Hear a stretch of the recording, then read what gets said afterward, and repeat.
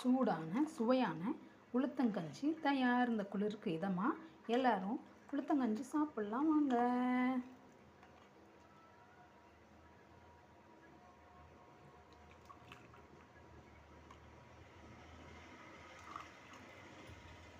உளுத்தங்கஞ்சி எப்படி செய்கிறதுன்னு நம்ம வீடியோவில் பார்க்கலாம். உளுத்தங்கஞ்சி செய்கிறதுக்கு தேவையான பொருட்களுங்க. இந்த அரிசி இட்லி தோசை பேட்டர் ரெடி பண்ணுவோம் இல்லைங்களா, அப்போ உளுந்து அரைக்கும் போது அதில் கொஞ்சமாக உளுந்து கஞ்சிக்காக கொஞ்சமாக உளுந்து மாவு மட்டும் தனியாக எடுத்து வச்சுருக்காங்க. துருவிய தேங்காய் பூ, நாட்டு சர்க்கரை, வீட்டில் வெல்லம் இருந்தால் கூட சேர்த்துக்கோங்க. தேவையான அளவுக்கு தண்ணிங்க. இந்த உளுந்து மாவு எடுத்து வச்சுருக்கோம் இல்லைங்களா, அதில் எத்தனை பேரோ அத்தனை பேர்த்துக்கு நான் கொஞ்சமாக உளுந்து மாவு எடுத்துகிட்டே போதுங்க. எப்பயுமே உளுந்து கொஞ்சமாக சேர்த்துக்கிட்டா நல்லதுன்னு சொல்கிறாங்க. எங்கள் வீட்டில் ஸ்மால் ஃபேமிலி தாங்க, அது நியூக்ளியர் ஃபேமிலி தான், 4 பேர் தான். அதனால் எனக்கு இந்த கிண்ணத்தில் எடுத்துக்கிட்டால் போதுங்க. இந்த கிண்ணத்தில் எடுத்துக்கிட்டால் போதும். சின்ன கிளாஸில் எடுத்துக்கிறோம். அதால் இதில் ஒரு சொம்பு தண்ணி ஊற்றிருக்கேங்க. நல்லா இதை மிக்ஸ் பண்ணிக்கணுங்க. தண்ணி சேர்த்து அந்த உளுந்த மாவு இப்படி தாங்க, கொஞ்சம் தண்ணியும் மாவும் தனித்தனியாக பிரிஞ்சிருக்கும். அதை நல்லா கெட்டியாகிற அளவுக்கு நல்லா அடித்து மிக்ஸ் பண்ணிக்கோங்க. வீட்டில் அது என்னது, இந்த பெரியவங்க இருந்தால் கூட கேளுங்க. உளுந்து கஞ்சினா உடம்புக்கு அவ்வளோ நல்லதுங்க. இடுப்பு கேர்ள்ஸ்க்கும் ரொம்ப ரொம்ப நல்லது, பாய்ஸ்க்கும் ரொம்ப ரொம்ப நல்லது. உறுதியாக இருக்கிறதுக்கு நம்மளுக்கு ஹெல்ப் பண்ணும். இடுப்பு எலும்புக்கெல்லாம் ரொம்ப நல்லது. ஹெல்த்தியான ட்ரிங்க் தாங்க. ஈவினிங்கில் மழை பெய்தா சூடாக ஏதாவது குடிக்கணுன்னா இது மாதிரி மாவு அரைக்கிற அன்னைக்கு, இட்லி தோசை பேட்டர் ரெடி பண்ணுற அன்னைக்கு இது மாதிரி எல்லோரும் வீட்டில் ட்ரை பண்ணி பாருங்கள் ஃப்ரெண்ட்ஸ். இது கூட நம்ம ஏலக்காய் தூள் கொஞ்சம் போட்டுக்கலாங்க. சுக்கு ஏலக்காய் தூள் பொடி இருந்தாலும் போட்டுக்கலாம், இல்லை ஏலக்காய் மட்டும் சக்கரை கூட சேர்த்து நடத்தி போட்டுக்கலாங்க. இப்போ இது கொதித்ததும் காமிக்கிறேன் எப்படி இருக்குன்னு பாருங்கள். இதில் வச்சாச்சுங்க. இது கொஞ்சம் விட்டிங்கன்னா கொஞ்சம் அடி பிடிச்சிருங்க. அதனால் அடி பிடிக்காமல் இப்படி தாங்க நுரைச்சி பொங்கி பொங்கி வரும். நல்லா கொஞ்சம் உங்களுக்கே தெரியும் இல்லைங்களா, மாவு உளுந்த மாவு வெந்துச்சுன்னா கொஞ்சம் கெட்டியாகும் இல்லைங்களா, அந்த பதம் வரையும் கொஞ்சம் கிண்டி விட்டுக்கிட்டே இருந்தால் கொதிச்சு வருங்க. நான் கொதிச்சதுக்கப்புறம் காமிக்கிறேங்க ஃப்ரெண்ட்ஸ். இப்படி நல்லா நுரைச்சி கொதிக்குது பாருங்கள்.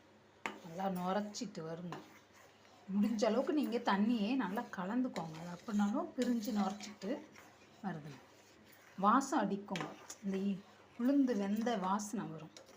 அந்த வாசனை வந்ததும் பாருங்கள், நான் ஏலக்காய் ஏற்கனவே சுக்கு ஏலக்காய் பொடி பண்ணி வச்சுருப்பாங்க வீட்டில், எப்பயுமே கொஞ்சம் சேர்த்துக்கிறேன். லைட்டாக பிஞ்ச் அளவு சேர்த்துக்கிட்டேன். எப்பவுமே இனிப்பு செஞ்சால் உப்பு சேர்ப்போம்ல, அதனால் ஒரு கல் அளவு உப்பு சேர்த்துக்கிட்டேன். நல்லா கிண்டி விட்டுக்கோங்க.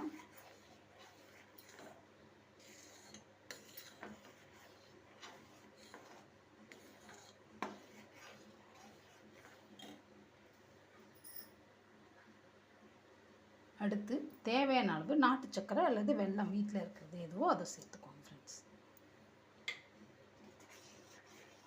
உங்களுக்கு எவ்வளோ இனிப்பு தேவைப்படுமோ அந்த அளவுக்கு நல்லா சேர்த்துக்கோங்க.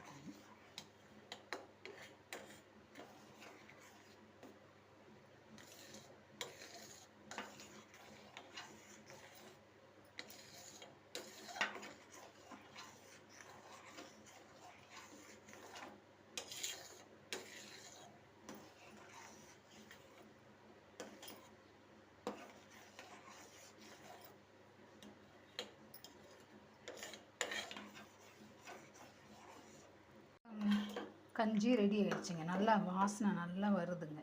இப்போ நம்ம ஸ்டவ் ஆஃப் பண்ணிடலாம். எங்கள் வீட்டுக்காரருக்கு இப்படி தண்ணி போல் இருந்தால் தாங்க, கொஞ்சம் தண்ணியாட்டம் இருந்தால் தான் பிடிக்கும். உங்களுக்கு கெட்டியாக தேவைன்னா இன்னும் கொஞ்சம் பேட்டர், உளுந்து பேட்டர் அதிகமாக எடுத்துக்கோங்க, தண்ணி கம்மியாக சேர்த்துக்கோங்க, கொஞ்சம் கெட்டியாக வரும். ஓகேங்களா? அவ்வளோதாங்க, ரெடி ஆகிடுச்சு. வாசனை நல்லா வருதுங்க. இப்போ தேங்காய் பூ சேர்த்துக்கலாம். அடுப்பு ஆஃப் பண்ணியாச்சு. இப்போ தேவையான அளவுக்கு தேங்காய் பூ சேர்த்து ஒரு கிண்டி பசங்க இப்போ ஸ்கூல் விட்டு வந்துடுவாங்க. வந்ததும் சூடாக கொடுத்தா ஆரோக்கியமாக சாப்பிடுவாங்க. நான் போடுற வீடியோஸ்லாம் பிடிச்சிருந்தா சேனலை சப்ஸ்கிரைப் பண்ணிக்கோங்க, லைக் பண்ணிக்கோங்க. Thank you friends. சூடான சுவையான உளுத்தங்கஞ்சி ரெடி.